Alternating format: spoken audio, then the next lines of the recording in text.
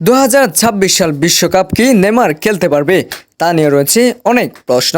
তবে রেসালিসন বলে Neymar junior আমাদের আইডল, নেইমারকে ছাড়া 2026 বিশ্বকাপ জেতা আমাদের পক্ষে অসম্ভব হয়ে যাবে। তবে রেসালিসন এটাও বলে নেইমার জুনিয়রকে ছাড়া আমরা কখনোই বিশ্বকাপ খেলতে পারবো না। তবে কালো আঞ্চলিক তো বলে নেইমার এখনও পুরোপুরি ফিট হয় নাই, তাই নেইমারকে স্কোয়াডে রাখা অসম্ভব হয়ে পড়েছে। নেইমার যদি পুরোপুরি ফিট হয় তাহলে নেইমারের জন্য 2026 বিশ্বকাপের দরজা খোলা থাকবে, যখন তখন নেইমার এই দরজায় ঢুকতে পারবে। তবে ক্যাসেমেরো বলেছিল যে নেইমার জুনিয়র অনেক দূর দূরান্ত একজন প্লেয়ার, নেইমারকে ছাড়া আমরা বিশ্বকাপে যাওয়াটা ভুল হবে, তাই আমরা চাই নেইমার জুনিয়র যেন আমাদের কাছে আগের রূপ নিয়ে ফিরে আসুক।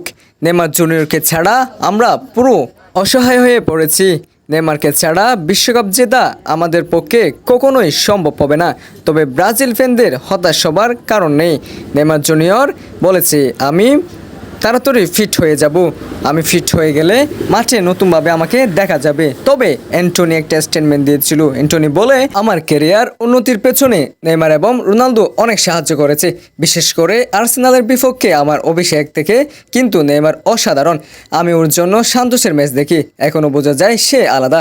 আমি সত্যি আশা করি সে শারীরিকভাবে শতভাগ ফিট থাকবে, কারণ এটা আমাদের জন্য গুরুত্বপূর্ণ। আর্জেন্টিনার স্টার প্লেয়ার দিফল বলে, আমার নেইমারকে আটকাতে খুব কষ্ট হয়েছে। কোপা আমেরিকায় নেইমার যে পরিমাণ খেলেছে, নেইমারকে আমি অনেক ফাউল করেছি, তবুও নেইমারকে আটকাতে পারেনি।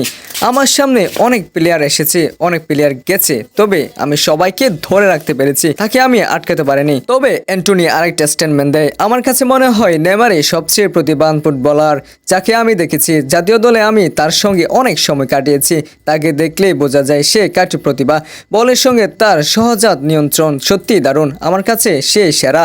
তবে ব্রাজিল ফ্যানদের মনে অনেক কষ্ট রয়েছে, তারা বলে 2022 বিশ্বকাপের পর থেকে নেইমারকে হলুদ জার্সি পরে মাঠে আর দেখা যায় নাই। তবে চিন্তা নেই, নেইমার জুনিয়র অবশ্যই বিশ্বকাপ খেলবে।